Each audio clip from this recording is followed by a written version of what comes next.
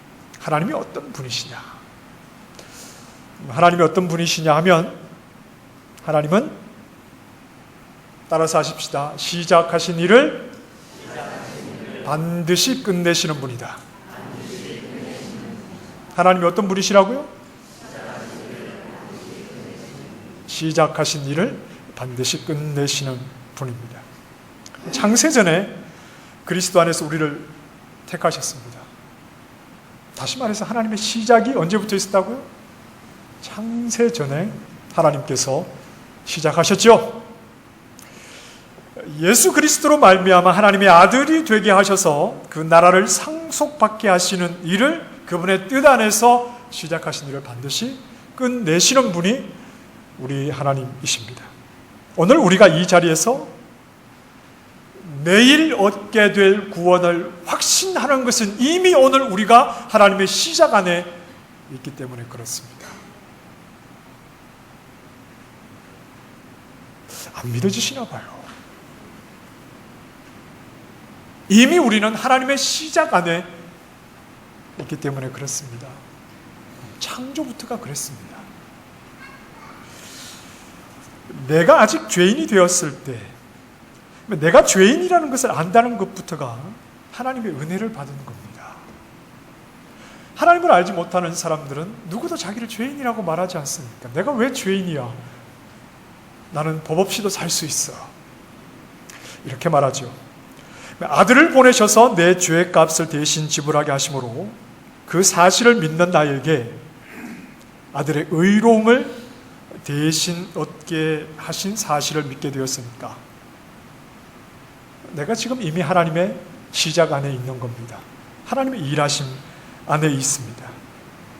그리고 그분이 시작하신 일을 끝낼 줄 우리는 의심할 필요가 없습니다. 여기에서 우리가 구원의 확신을 가지게 되는 겁니다. 자, 여러분,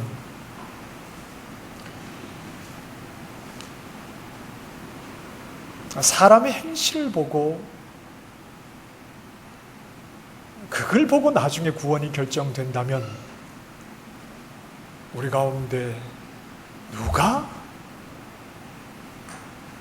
구원 얻을 만한 행실을 보일 수 있습니까?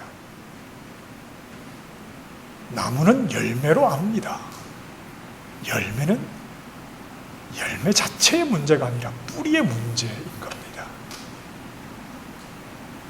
예수 그리스도를 통해서 나를 대속하신 하나님의 그 구원의 은혜가 우리에게 뿌리가 되면 당연히 열매가 맺히지만 그 열매를 가지고 그 열매가 완벽하다는 의미는 아닐 것입니다.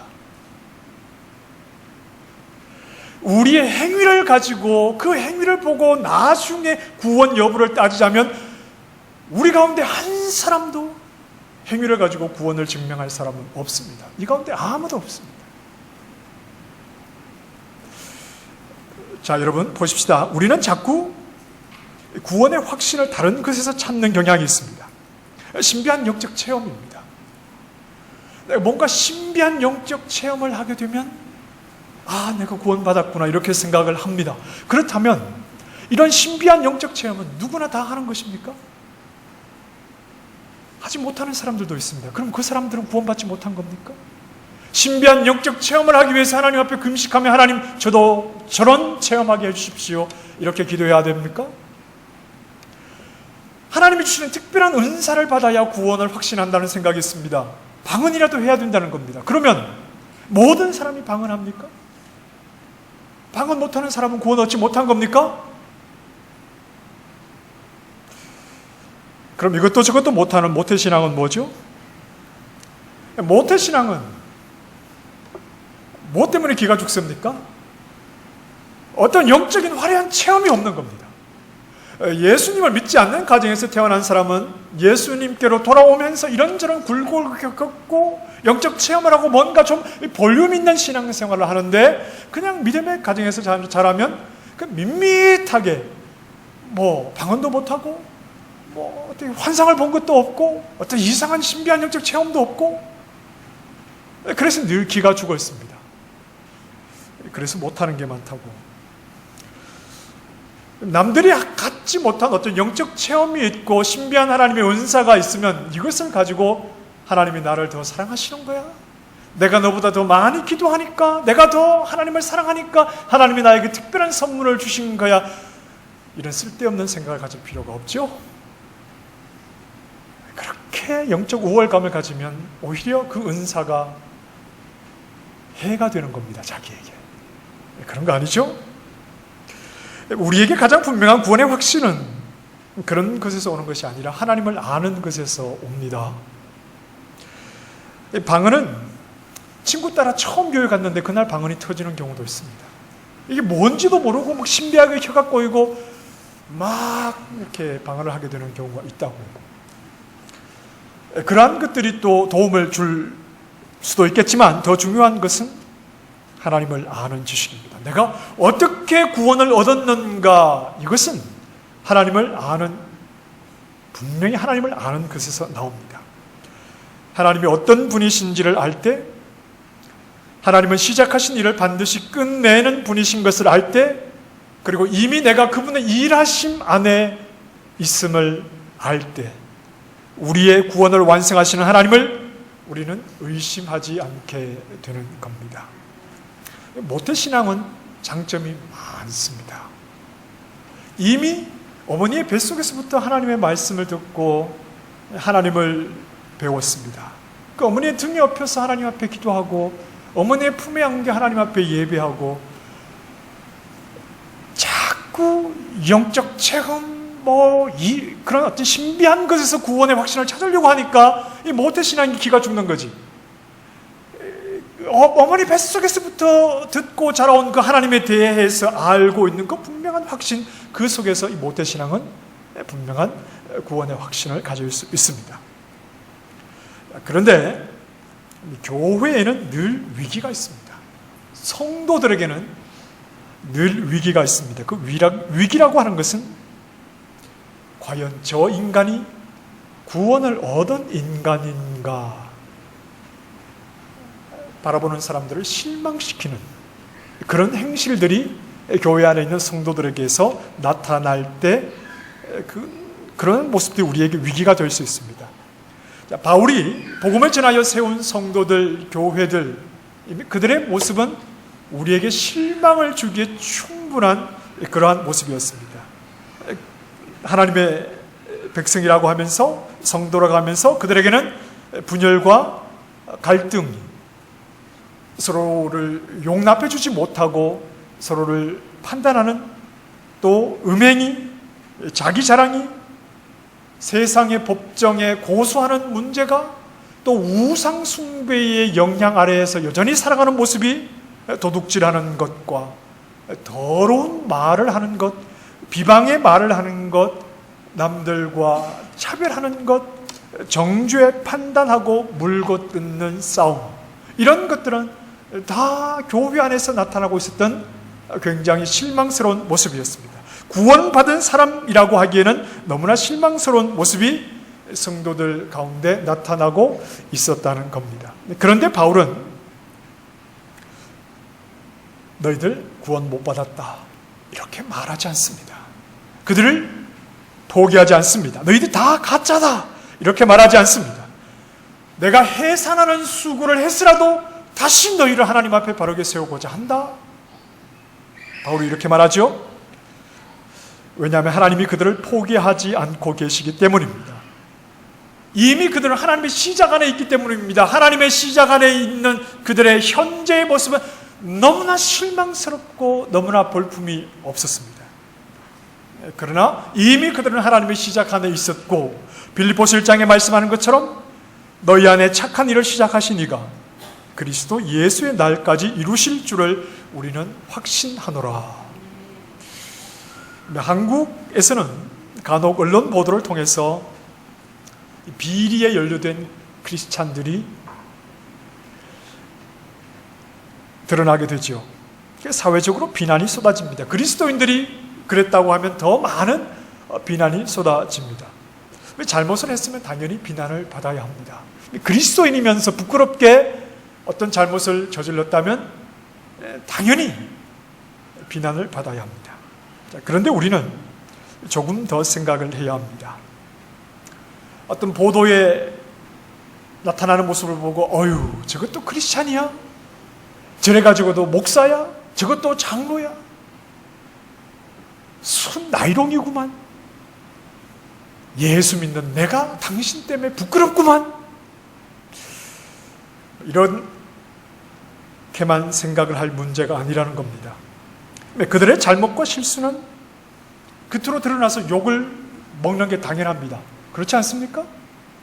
그리스도인이면서도 세상의 윤리보다 더 낮은 수준으로 죄를 지어서 사람들에게 비난을 받는다면 욕 먹는 것이 당연하죠. 그런데 그들이 믿음의 사람들이라면 그들이 믿음의 사람도 죄를 범할 수가 있죠. 알면서도 죄를 지을 수 있습니다. 믿음의 사람도 그럴 수 있습니다. 죄 지어도 된다는 말씀을 제가 드리려고 하는 게 아닙니다. 자, 그런데 믿음의 사람이 어떤 그런 상황에서 자신의 부끄러움이 드러나고 자신의 죄가 드러나게 되면 그 사람이 정말 믿음의 사람이라면 그 순간 겉으로 드러나지 않은 내면의 참회가 있는 겁니다. 있어야 당연한 겁니다. 그런데 이건 겉으로 드러나지 않습니다. 믿음의 사람이라면 부끄럽고 창피한 상황에서 내가 하나님의 백성 되었음에도 불구하고 드러나게 되는 그 비참한 자신의 현실 앞에서 하나님 앞에 엎드리겠죠. 당연히 엎드리지 않겠습니까? 하나님, 죄송합니다.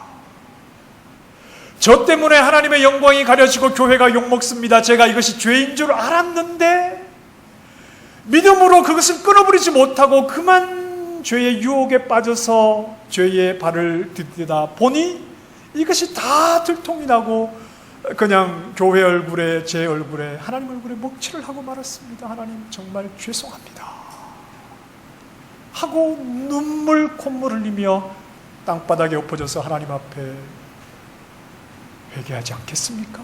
당연히 그래야 되지 않겠습니까? 그런데 이건 겉으로 드러나지 않는다고요. 겉으로 드러나는 것은 그리스도인이면서 죄를 지었다는 것, 그래서 사람들이 손가락질 하는데 우리도 그들과 함께 그들을 손가락질만 할 것이 아니라 우리는 하나 더 생각해야 됩니다. 드러나지 않은, 저들이 정말 그리스도인이었다면 드러나지 않은 하나님 앞에 눈물 콧물 흘리며 하나님 앞에 회개하는 시간이 있을 수도 있었다 하는 것을 우리는 생각을 해야 합니다. 우리가 어떤 사회적으로 잘못을 하는 사람들에게 손가락질 할 만한 형편이 되지 못합니다. 사실 우리는 그렇습니다. 왜냐하면 우리 자신이 그러니까요.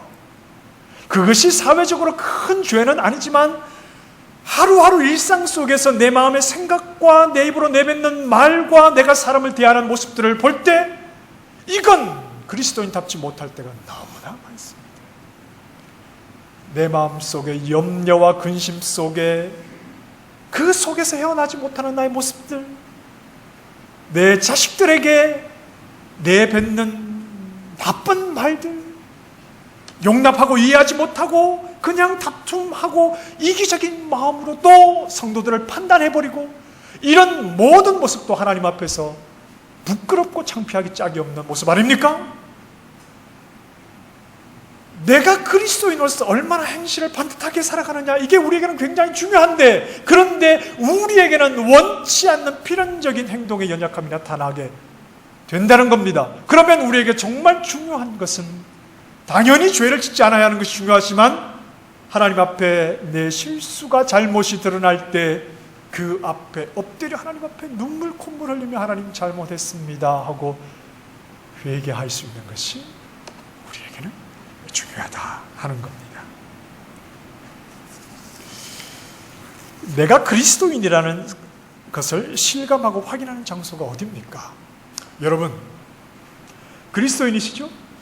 내가 그리스도인이라는 것을 확인하고 실감하는 장소가 어디입니까? 물론 죄 짓지 않고 하나님 앞에 바르고 믿음의 행실을 하며 살아가는 모습이 내가 그리스도인이구나 하는 것을 확인하는 장소여야 하겠죠. 그런데 우리는 현실적으로 정말 하나님의 은혜 없이는 살아갈 수 없습니다 하고 하나님 앞에 가장 진지하게 서는 장소가 어디냐?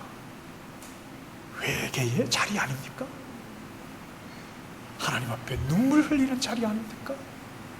하나님 앞에 죄를 범하고 하나님이 기뻐하지 못하는 삶을 살고 그것이 죄인 줄 알아 하나님 앞에 무릎 꿇고 엎드려서 가슴을 찢는 그 회개의 자리에서 우리는 내가 하나님의 은혜를 입어 살아가는 그리스도인이구나 하는 것을 우리는 그 자리에서 확인을 하게 되는 겁니다. 하나님 앞에 엎드려 하나님 용서해 주십시오. 하나님 죄송합니다. 그 가슴을 찢는 그 자리에서 우리는 내가 하나님의 백성인 것을 알게 되는 겁니다. 하나님이 나에게 그분의 일을 시작하셔서 택하시고 또 불러주셔서 구원의 은혜 가운데서 살아가고 있지만 정작 나의 믿음의 현실에서 느끼는 그 괴리감 때문에 하나님의 구원의 은혜를 알고 있음에도 불구하고 그렇게 살아가지 못하고 있는 나의 모습을 발견하는 이 괴리감 때문에 스스로에게 실망하여서 주저앉고 싶을 때 아무 염치가 없지만 그럼에도 불구하고 구원을 의심하지 않는 것은 시작하신 그분이 나를 완성해 가신다는 것만큼은 분명한 사실인 것을 우리는 고백할 수 있기 때문입니다. 구원의 확신은 나에게서 나오지 않습니다.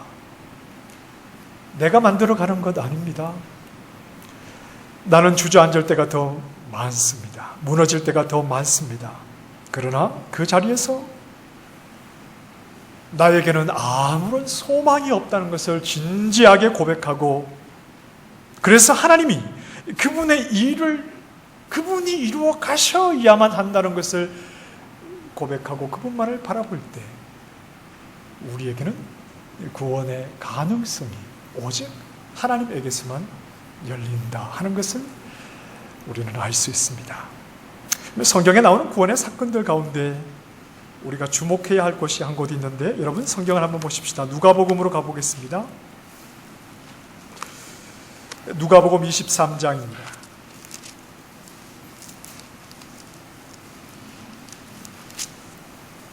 누가복음 23장 39절에서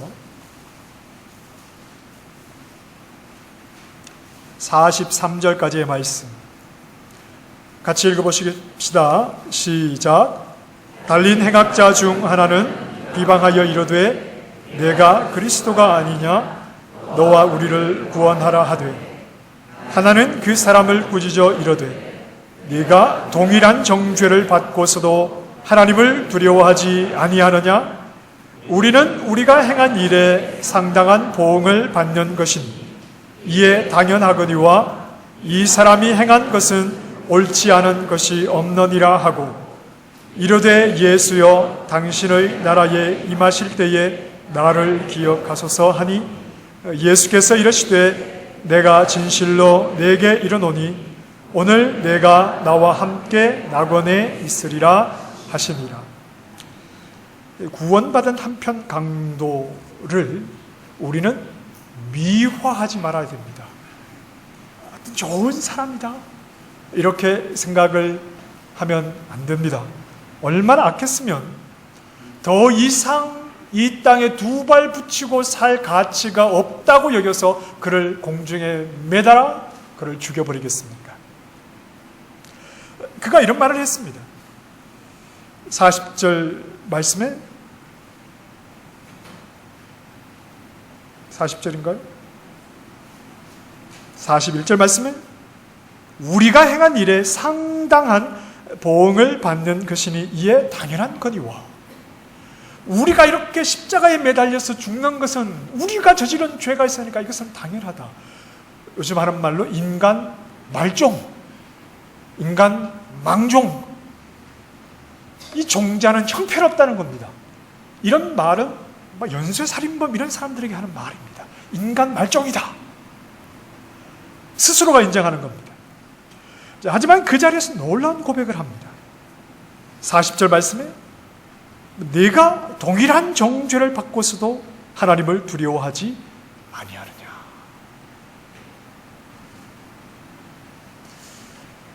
하나님을 두려워하는 것은 아무나 가지는 감정이 아닙니다. 하나님을 두려워하는 마음은 누구나 가지는 것이 아닙니다. 실수할 수 있습니다. 넘어질 수 있습니다. 똑같은 잘못을 반복할 수 있습니다. 죄라는 것을 알면서도 지을 수 있습니다. 그러나 그 다음에 확인해야 합니다. 과연 나에게 여호와 하나님을 두려워하는 마음이 있는가?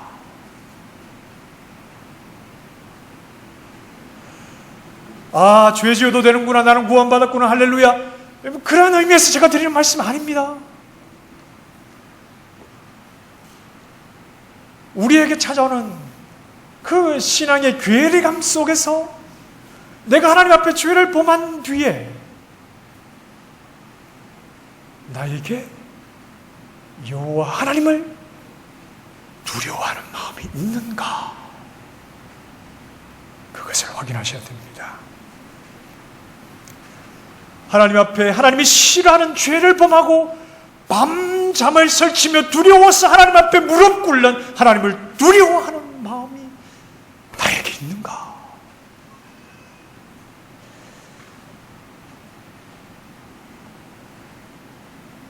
우리 모두는 하나도 대단하지 않아요. 이 자리에 있는 우리 모두는 하나님의 구원을 얻을 자격도 없고 그 구원을 이루어낼 만한 능력도 없습니다. 우리 모두는 그렇지 않습니다. 하나도 대단하지 않습니다. 다만 우리에게 있는 것이라고는 하나님을 두려워하는 마음입니다. 내가 죄를 범할 때, 또 자빠질 때마다 하나님이 두려워, 그 하나님 앞에 두려워, 그 두려운 마음으로 무릎을 꿇을 수 있는가?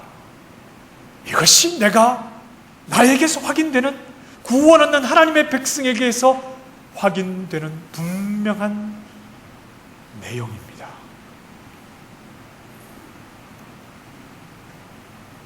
하나님을 두려워하는 마음.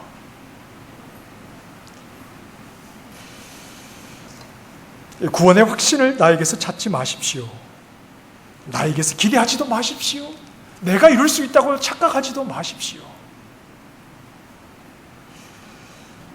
하나님을 바라봐야 합니다. 내 안에서 시작하신 그 일을 반드시 이루어내시는 그 하나님을 바라봐야 합니다. 그분의 용서와 또 용서와 또 용서가 우리의 구원을 이루어낼 뿐입니다. 우리는 그분 앞에 용서를 구할 때마다 그분을 두려워하는 마음으로 그분 앞에 나아가야 하고, 그 두려워하는 마음에서 자꾸 죄와 멀어지려고 해야 합니다. 올 한 해 하나님은 변함없이 저를 포기하지 않으셨습니다. 나 같은 것을 올 한 해도 하나님은 포기하지 아니하시고, 돌아보면 수많은 허물과 죄악 투성이지만, 그런데 이 자리까지 끌고 오셔서 여전히 나의 행실은 하나님 앞에 부끄럽기 짝이 없어도 나를 구원하시는 하나님, 그분을 두려워하는 마음을 제 안에서 빼앗아가지 아니하셔서 하나님을 두려워하는 마음을 가지고 나를 구원해 주실 그 하나님이 시작하신 일을 완성하시기만을 바라보는 마음으로 하나님 앞에 서게 해 주셨습니다. 그분의 성실하심으로 나를 인도해 가시는 하나님을 의지하는 것밖에는 없습니다. 그래서 염치 없지만 오직 은혜로 우리에게 베풀어 주시는 그 구원을 바라볼 뿐입니다. 여러분, 제가 오늘 말씀을 통해서 여러분에게 죄를 지어도 괜찮구나라고 죄에 대해서 좀 여유가 생기셨다면 제가 설교를 잘못한 겁니다. 저는 절대 그런 의도로 말씀드린 게 아닙니다. 우리가 구원받은 하나님의 백성으로서 무엇이 중요하냐 하면, 비록 내가 하나님의 구원의 은혜를 입어서 내 행실이 하나님 앞에 올바르지 못하지만, 그게 너무나 가슴 아프지만, 그러나 하나님 앞에 작은 죄를 범했을 때 하나님을 두려워하는 마음을 가지고 살아가고 있느냐, 그것을 생각하자는 겁니다. 그 하나님을 두려워하는 마음은 누구나 가진 것이 아니기 때문에, 나에게 하나님을 두려워하는 마음을 주셨다면 그 마음 가지고 나를 구원해 가시는 하나님의 일을 하나님이 지금도 계속해서 이루어가고 계시는구나 하는 것을 확인하자는 의도로 말씀을 드렸을 뿐입니다.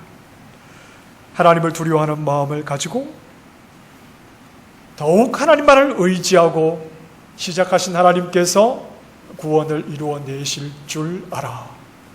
하나님만 바라보고 하나님만 의지하고 하나님께 순종하며 하나님을 두려워하는 마음으로 한 걸음 한 걸음 구원을 향해 믿음의 길을 걸어가는 믿음의 종들이 다 되시기를 주님의 이름으로 축원합니다. 하나님,